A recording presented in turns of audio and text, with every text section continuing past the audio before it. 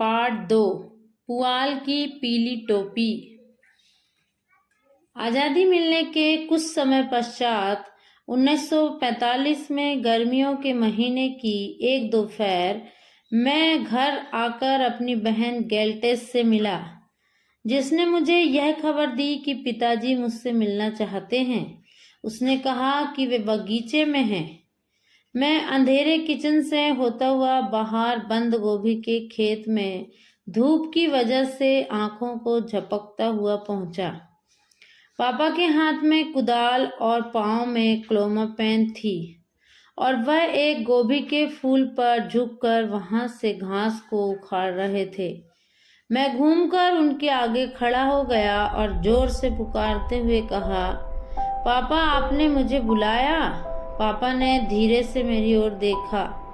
Andrew, अब तुम 17 वर्ष के हो गए हो। उसी क्षण में समझ गया कि अब बात किस तरफ जाएगी। जी पापा। तुमने अपने जीवन में क्या करने का विचार किया है?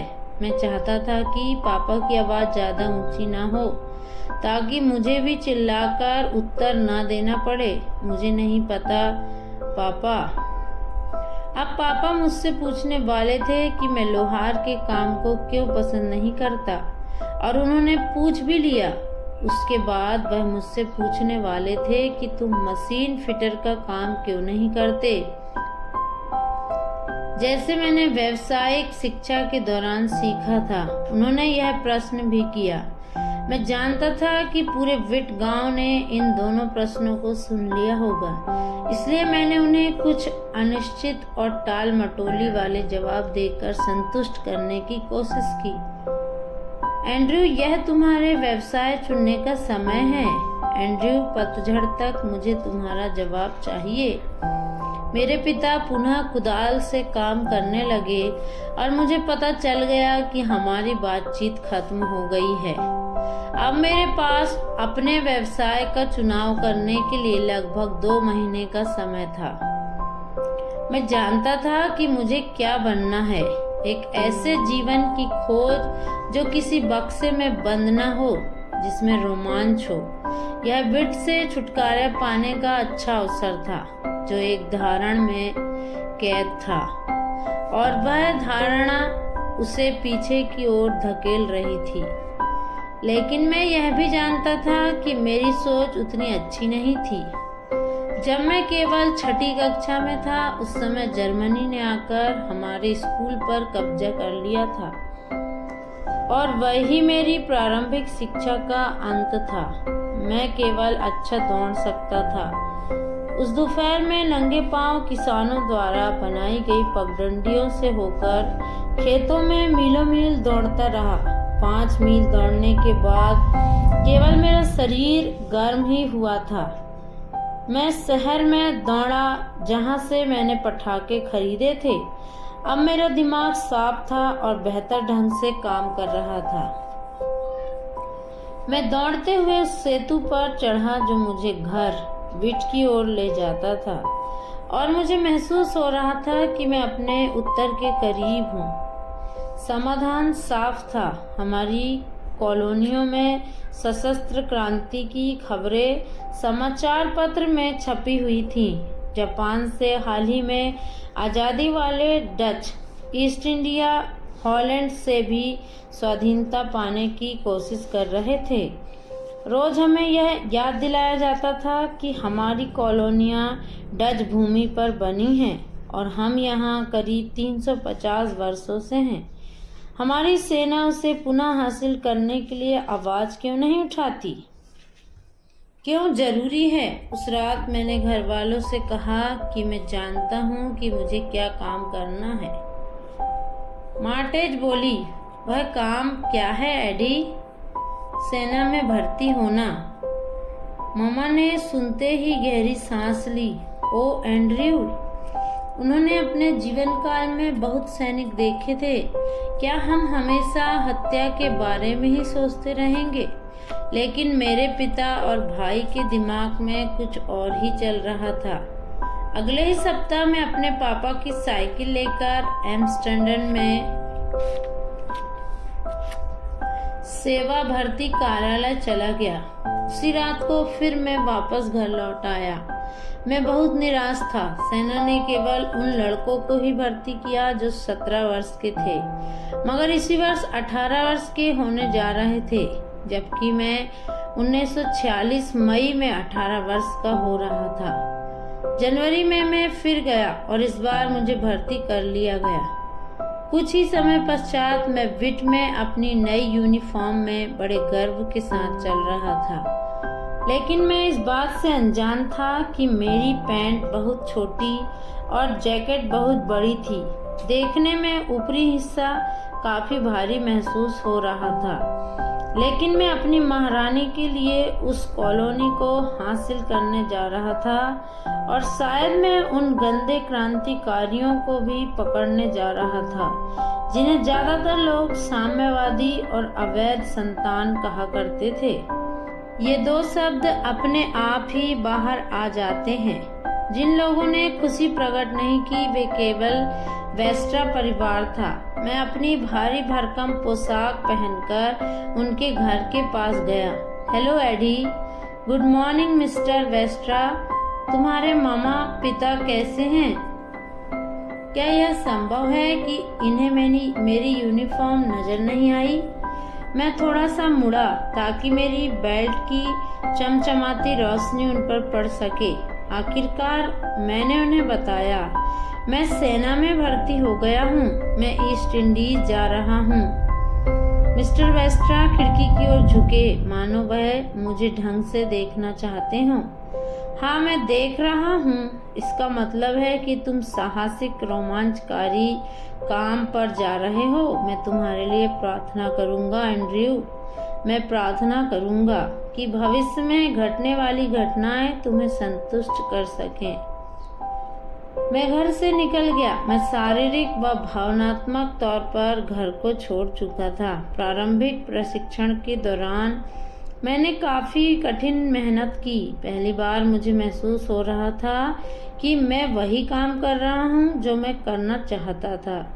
मुझे वयस्कों सा व्यवहार किया जाना अच्छा लगता था। मेरे प्रशिक्षण का कुछ भाग गोरकुम के नगर में हुआ। प्रत्येक रविवार को मैं चर्च में जाया करता था, लेकिन रुचि होने के कारण नहीं, बल्कि सभा के बाद में भी डिनर के लिए आमंत्रण पाने वालों में शामिल हो सकता था। मैं हमेशा अपने मेजबानों को बड़े आनंद के साथ बताया करता था कि मुझे इंडोनेशिया में एक विशेष कमांडो ट्रेनिंग के लिए चुना गया है। मैं अपने मेजबानों से बड़े नाटकीय अंदाज में कुर्सी को पीछे खिसकाते हुए रविवारीय भोज के बाद सिगार का लंबा कस खींचते हुए कहता, कुछ हफ्तों में मैं अपने शत्रुओं से दो हाथ कर रहा होऊंगा। फिर अपने मेजबान से दूर हटकर मैं उनसे पूछता था कि क्या वे मुझे दूसरे देश में जाने पर पत्र लिखना पसंद करेंगे। वे सब पत्र व्यवहार के लिए तैयार थे और हॉलैंड छोड़ने से पहले मेरी पत्र व्यवहार की सूची में 70 नाम जुड़ गए थे। उनमें से एक लड़की थी जिसे मैं रविवार की सभा के बाद सामान्य तौर पर मिला था। मैंने इतनी सुंदर लड़की कभी नहीं देखी थी। मेरे ख्याल से वह मेरी ही उम्र की थी। अति दुबली, बाल काले और बीच बीच में नीले थे, लेकिन मुझे सबसे ज्यादा आकर्षित करने वाला उसकी त्वचा का रंग था। मैंने बर्फ के समान श्वेत त्वचा के बारे में पढ़ा था, लेकिन यह पहली बार था जब मैंने अपनी आंखों से देखा। संदेश के दौरान बढ़िया झपकी लेने के बाद मैं आमंत्रण का शिकार करने चला गया। मैं इस बात का ख्याल रखता था कि मेरा प्रवेश बिल्कुल ठीक समय पर हो। स्नो वाइट खड़ी थी। उसने अपना परिचय दिया। उसने कहा, मैं थाइल हूँ, मैं एंड्रयू हूँ। मेरी माँ पूछ रही थी, क्या आप हमारे साथ डिनर करना पसंद करेंगे? जरूर। और थोड़ी देर के बाद मैं अपनी बाहों में राजकुमारी को लेकर चर्च से चला गया। थाइल का पिता एक मछली का व्यापारी था। उसका घर उसकी दुकान पर बना हुआ था। सामने गोरकुम का जल दृश्य नजर आता रहा। इसी कारण पूरे डिनर के दौरान मुझे गोभी की सब्जी, हाम के साथ साथ बंदरगाह की खुशबू आती रही। उसके बाद हम बैठक के कमरे में बैठ गए। थाइल के पिता ने पूछा, एंड्रयू सिगार? धन्यवाद श्रीमान। मैंने उन सिगारों में से एक को सावधानी से लेकर अपनी उंगलियों में कुछ इस तरह से पकड़ा जैसे विट के लोग पकड़ा करते थे। सच कहूं तो मुझे सिगार की खुशबू बिल्कुल पसंद नहीं थी, लेकिन मर्दों के साथ यह कुछ इस तरह जुड़ी बात थी कि रस्सी जलकर भी अगर कस बनना पड़ता तो मैं उसका आनंद उठाता।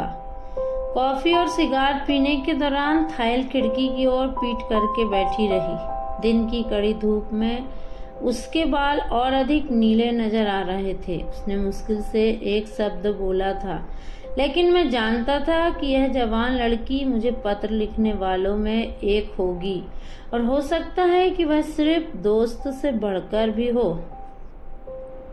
22 नवंबर 1946 मेरा घर में आखिरी दिन।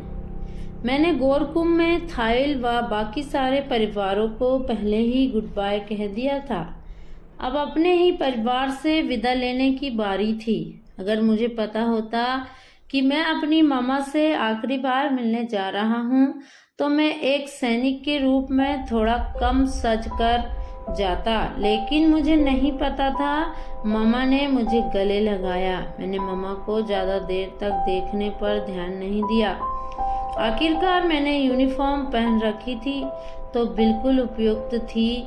मेरा शरीर सुडौल था और मेरे बाल आर्मी स्टाइल में कटे हुए थे। जैसे ही मैं जाने वाला था, मेरी माँ ने अपने एप्रोन से एक छोटी पुस्तक निकाली। मुझे पहले ही पता चल गया कि यह निश्चय ही बाइबल होगी। एंड्रयू, क्या तुम इसको अपने साथ ले जाओगे? मैंने कहा, निश्चय हाँ। एंड्रयू, क्या तुम इसे पढ़ोगे? क्या आप अपनी माँ को कभी मना कर सकते हैं? हो सकता है आप ना करें, परंतु आप मना नहीं कर सकते। मैंने उस बाइबल को बैग में जितना नीचे हो सकता था रखा और भूल गया। 1946 के क्रिसमस से कुछ ही समय पहले हमारा जहाज सिबांजक इंडोनेशिया पहुंचा। मेरा हृदय जबरदस्त खुशबू के कारण उत्तेजना से तेज तेज धड़कने लगा। नग्न कुम्हार तख्तों को इधर उधर ले जा रहे थे। बंदरगाह पर खींचने वाले अपनी आवाज से हमारा ध्यान खींचने की कोशिश कर रहे थे। मैंने अपना बैग उठाया और बंदरगाह के किनारे तख्त के सहारे उतर गया। मुझे नहीं पता था कि कुछ ही हफ्तों में मैं मेरे आसपास घूमने वाले बच्चों की हत्या कर रहा होऊंगा। कुछ ठेले वाले बंदर बेच रहे थे। हर एक बंदर जंजीर से बंधा हुआ था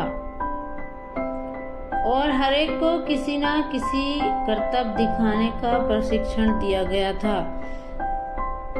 मैं इन छोटे जीवों के गंभीर व आदिमानव जैसे चेहरे की ओर आकर्षित हुआ और उनमें से एक को नजदीक से देखने के लिए रुक गया। उसे मत छूना। मैंने सीधा होकर अपने एक ऑफिसर को सामने खड़ा पाया।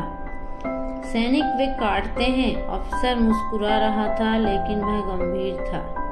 क्या तुम जानते हो कि उनमें से आधे से ज्यादा को रेबीज है? ऑफिसर आगे बढ़ गया और मैंने अपना हाथ वापस खींच लिया। वह छोटा लड़का जो बंदर को पकड़े था, उस ऑफिसर को उसकी दुकानदारी खराब करने के लिए बुरा भला कहने लगा। मैं फिर से जहाज से उतरे सैनिकों की लाइन में खड़ा हो गया, लेकिन उसी समय मुझे एहसास हो गया कि मेरे पास खुद का बंदर होना चाहिए है। जितने लोग चुने गए थे उन्हें बाकी पलटन से अलग करके कमांडो के प्रशिक्षण के लिए अलग टापू पर भेज दिया गया। मुझे बाधाओं को पार करने वाली दौड़ पसंद थी। दीवारों पर चढ़ना, अंगूर की लताओं पर झूलना, पुलियों के नीचे से रेंगना, मशीन गन फायर के सामने झटपटाना। उससे भी बढ़कर मुझे हाथों से लड़ने का प्रशिक्षण पसंद था, जहां हम संगीन चाकू और निहत्थे लड़के का अभ्यास करते थे।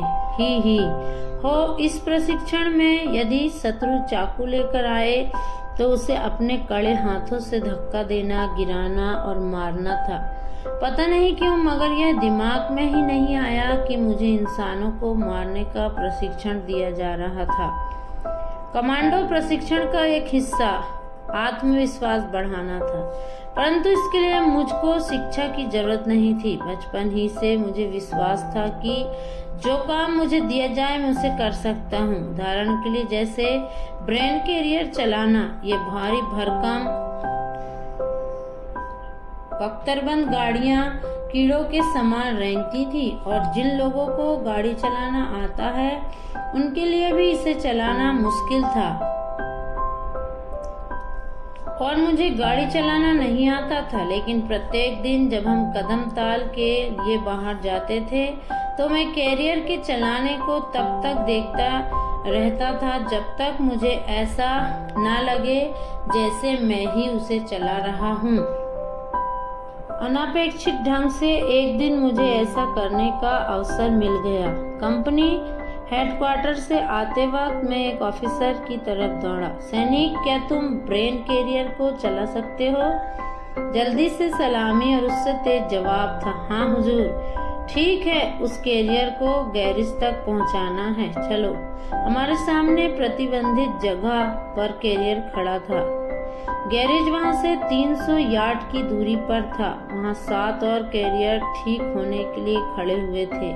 मैं कूदकर चालक की सीट पर बैठ गया और ऑफिसर मेरे साथ दूसरी सीट पर। मैंने हेड्सबोर्ड को देखा। मेरे मुंह के सामने चाबी रखी थी और मुझे याद था कि चालक सबसे पहले चाबी लगाया करता था। मैं जानता था कि इंजन एक बार खरखराहट के बाद शुरू हो जाता है, लेकिन इन तीनों में से क्लच कौन सा है? मैंने उनमें से एक को दबाया और वह फर्श तक नीचे चला गया और मुझे पता लग गया कि मैं दोबारा भाग्यशाली रहा हूँ। मैंने कैरियर में गियर डाला और क्लच छोड़ दिया और एक कंगारू के समान हमारी गाड़ी अंतरिक्ष के लिए रवाना हो गई। उस ऑफिसर ने तुरंत मेरी ओर देखा, लेकिन कुछ कहा नहीं। कोई भी ब्रेन कैरियर कभी आराम से शुरू नहीं होता, लेकिन मैंने कंपनी की उस सड़क पर रेस का पेडल पूरा दबा दिया। मैंने ध्यान दिया कि ऑफिसर दोनों हाथों से सीट पकड़े था और उसे पैरों से टेक दे रखी थी। हमने 300 गज की दूरी महज एक दुर्घटना से बचते बचते पूरी कर ली। उस सार्जेंट ने पहचान लिया कि उसकी फ्लाइट की शक्ति कितनी थी। इसके बाद हम कैरियर की लाइन में आ गए और मुझे पता चल गया कि मैं अब मुसीबत में हूँ। मुझे ब्रेक का पता नहीं था, वह कहाँ है। इधर उधर हाथ पैर मारते हुए मुझे जो बटन और लीवर मिला मैंने उसे दबा दिया। सारी चीजों के साथ साथ मैंने एक्सीलेटर भी दबा दिया और फिर बिजली की फुर्ती के साथ मैंने सब कुछ पर अंकुश लगाते हुए कैरियरों की लाइन में सबसे पीछे अपना कैरियर पूरे नियंत्रण के साथ खड़ा कर दिया। हमारे आगे के सारे कैरियर एक दूसरे से टकराते हुए थोड़ा थोड़ा आगे सरक गए और अंत में हमारी गाड़ी के इंजन से धुआं निकलने लगा और गाड़ी बंद हो गई। मैंने ऑफिसर को देखा, वह सामने की ओर देखकर घूरने लगा। उसकी आंखें बड़ी हो गईं, उसके चेहरे की साइड से पसीना टपकने लगा। वह कार से उतरकर बिना मेरी तरफ पलटकर देखे हुए सीधा चला गया। सर्जेंट दौड़कर मेरे पास आया और मुझे चालक सीट से बाहर खींच लिया। तुम्हें क्या हो गया जवान? उसने मुझसे पूछा। क्या तुम्हें गाड़ी चलानी आती थी? उसने मुझसे यह नहीं पूछा क्या मुझे गाड़ी रोकनी आती थी। यह शायद मेरा सौभाग्य था कि हम अगले दिन ही लड़ाई के लिए कहीं जा रहे थे। ऐसा सुनने में आया है कि हम किसी कार्यवाही में कुछ कमांडो की जगह लेने जा रहे हैं, जिनमें हर 4 में से 3 इस मिशन में खत्म हो गए थे। शाम के समय हमें सीमा पर भेज दिया गया और उसी घड़ी मुझे महसूस हो गया कि मैंने इस साहसिक काम को गलत समझा। यह कोई जोखिम भरा काम नहीं था, मुझे पसंद था। बल्कि यह हत्या करना था। अचानक से सारी कहानी पलट गई। हमारा लक्ष्य मात्र कागज के टुकड़ों पर नहीं बल्कि वे मेरे पिता और भाई के समान लोग थे। हमारे निशाने पर रहे ज्यादातर लोगों के पास कोई वर्दी भी नहीं थी। मैं क्या कर रहा था? मैं यहाँ कैसे पहुँच गया? मैं अपने आप से उन बातों को लेकर गुस्सा था जिसकी मैंने कभी कल्पना भी नहीं की थी। उसके पश्चात एक ऐसी घटना घटी जिसने मेरे सारे जीवन को डरा दिया। हम लोग एक गांव से होकर जा रहे थे जिसमें कहीं पर लोगों के घर थे। हम निडर हो गए क्योंकि हमने ऐसा नहीं सोचा कि साम्यवादी ऐसे किसी गांव में बम लगा सकते हैं जहां लोग जीवन यापन कर रहे हैं। लोगों के विरुद्ध लगाए जाने वाले विस्फोटकों से हमें दुनिया में सबसे ज्यादा डर लगता था। जब तक कि ये कूदते फांदते उपकरण पलटकर किसी को विकलांग या अपाहिज नहीं बना देते, तब तक हमें दुविधाजनक स्थिति में ही रहना पड़ता है। हम 3 हफ्तों से लगातार मुठभेड़ कर रहे थे और हमारी छावनी के हर एक जन की धड़कन रुकी हुई थी।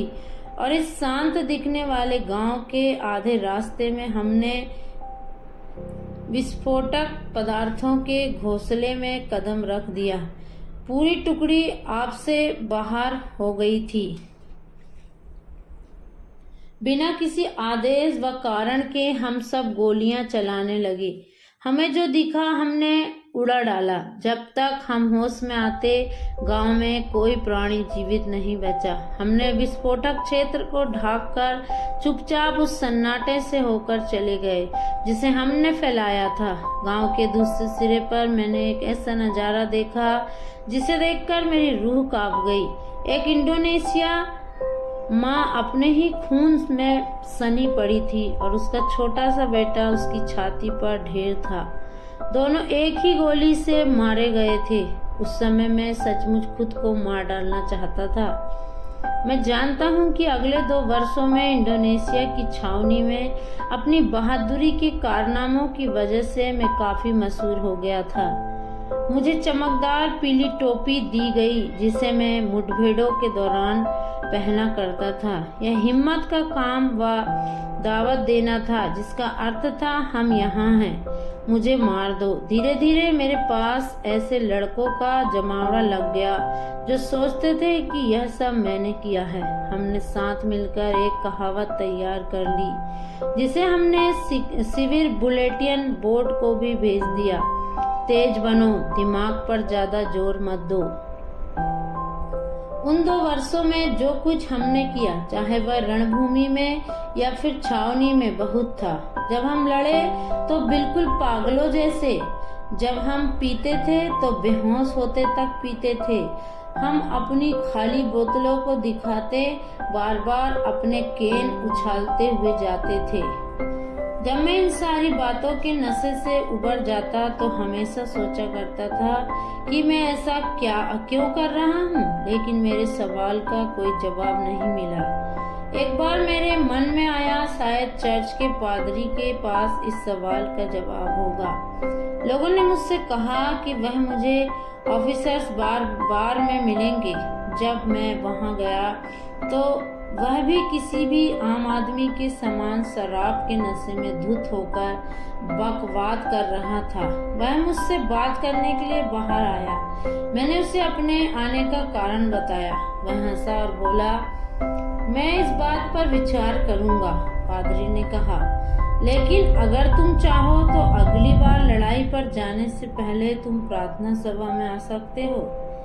इस तरह से तुम अनुग्रह और दया के साथ लोगों को मार पाओगे। उसने सोचा कि उसका मजाक बहुत मजेदार था। इन सारी बातों को दोहराने के लिए वह फिर से शराब घर में चला गया। तब मैंने इस विषय को अपने पत्र व्यवहार करने वाले मित्रों से बांटने का विचार किया। मैंने उन सब के पतों को संभाल कर रखा था जिन्होंने मुझे पत्र लिखने का वायदा किया था, और मैंने उनमें से कुछ लोगों के साथ अपनी दुविधाजनक परिस्थिति को बांटा। अगर निचोड़ निकला तो उन सभी ने मुझे एक जैसा जवाब दिया, एंड्रयू तुम अपने देश के लिए लड़ रहे हो तथा बाकी बातें मायने नहीं रखती।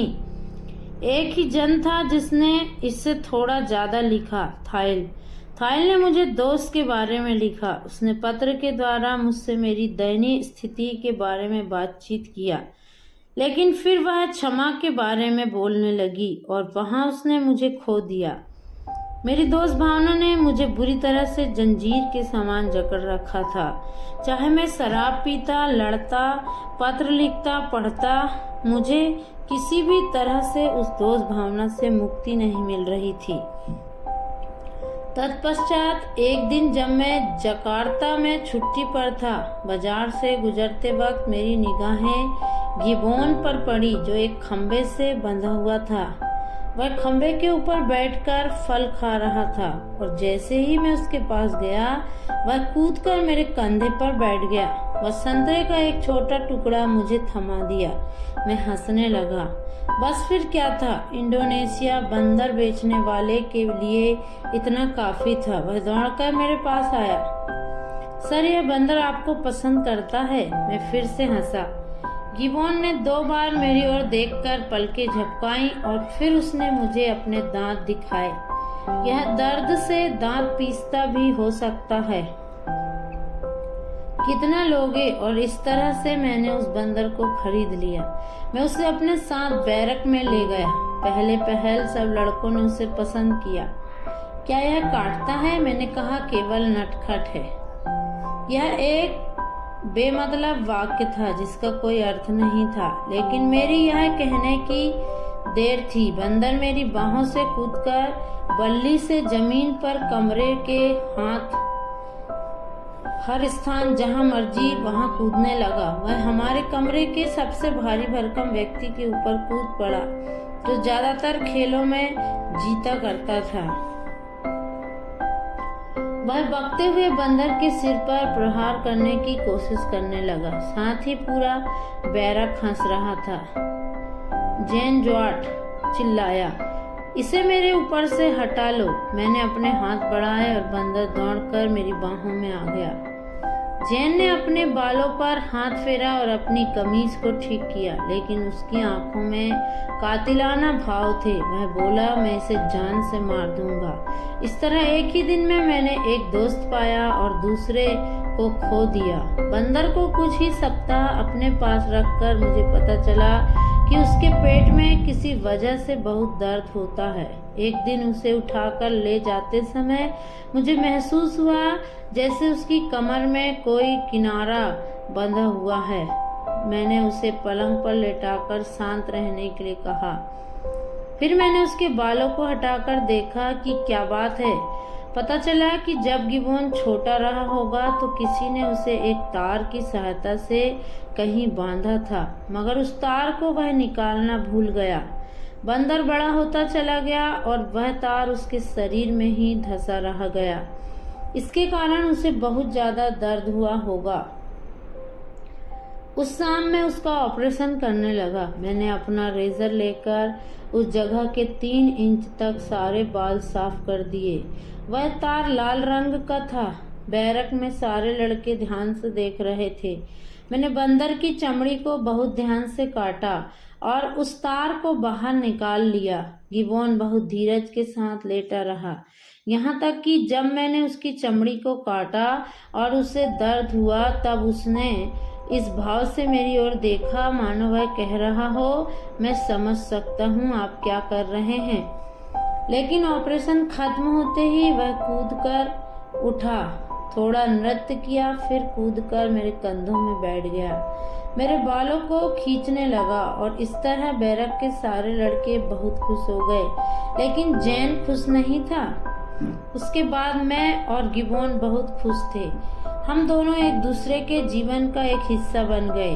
मुझे ऐसा महसूस हुआ कि उस तार ने गिबोन को कहीं न कहीं बांध रखा था और मैं भी इसी प्रकार अपने भीतर महसूस करता था। मगर जैसे ही वह बंधन टूटा मैं भी स्वतंत्र महसूस करने लगा। जब कभी मुझे दिन में छुट्टी मिलती मैं उसे लेकर जंगल में दौड़ने के लिए चला जाता। वह जब तक थक नहीं जाता था मेरे साथ दौड़ता रहता था। फिर वह आगे झुककर कूदता और मेरी पैंट को तब तक पकड़े रहता जब तक मैं उसे उठाकर अपने कंधों पर नहीं बैठा लेता। हम साथ मिलकर 10-15 मील दौड़ते थे और फिर मैं थक कर सो जाता था। हमेशा पेड़ों पर बंदर बैठे हुआ करते थे। मेरा गिबोन उनके साथ बात करने और पेड़ों पर झूलने जाया करता था। जब पहली बार वह दूसरे बंदरों के साथ खेलने गया तो मैंने सोचा अब वह वापस नहीं आएगा, लेकिन जैसे ही मैं ऐसा सोचकर घर वापसी के लिए कदम उठाने लगा, ऊपर पेड़ों की डालियों में एक सरसराहट की आवाज आई और धमाके के साथ गिबोन वापस मेरे कंधों पर आकर बैठ गया। एक दिन जब मैं गिबोन के साथ खेलकर हंसते हुए अपने घर वापस आया तो मेरे भाई बहन की ओर से एक पत्र मेरा इंतजार कर रहा था। उसमें एक दफन के बारे में लिखा हुआ था और बाद में मुझे पता चला कि वह मेरी माँ के दफनाने की बात थी। शायद मुझे टेलीग्राम भेजा गया था, लेकिन मुझे वह नहीं मिला। मैं जानता था कि अब मैं रोने वाला हूँ। मैंने बंदर को पानी दिया और जब वह पानी पी रहा था मैं कमरे से बाहर चला गया। मैं उस समय गिबोन को भी अपने साथ नहीं ले जाना चाहता था। मैं पसलियों में दर्द होने तक दौड़ता रहा। मुझे लग रहा था कि मैं दुनिया में बिल्कुल अकेला हो गया हूँ। और इसी हफ्ते जैन जॉर्ट ने बंदर से अपना बदला भी ले लिया। एक शाम मुझे अपनी गार्ड ड्यूटी से इस खबर को सुनाने के लिए आना पड़ा कि एडी छोटा बंदर मर गया है। मर गया? मैंने उसकी ओर देखा। क्या हुआ? लड़कों में से किसी ने उसके नाखून काटकर उसे बार बार दीवार पर पटका है। क्या वह जॉर्ज था? उस व्यक्ति ने जवाब नहीं दिया। बंदर कहाँ है? मैंने उसे एक डाली पर पड़ा हुआ पाया। अब बात यह थी कि मैं सिर्फ 20 वर्ष का था और मुझे लगने लगा था कि संसार में कहीं भी सही रोमांच नहीं है। Praise the Lord. प्रभु आप सबको आशीष दे।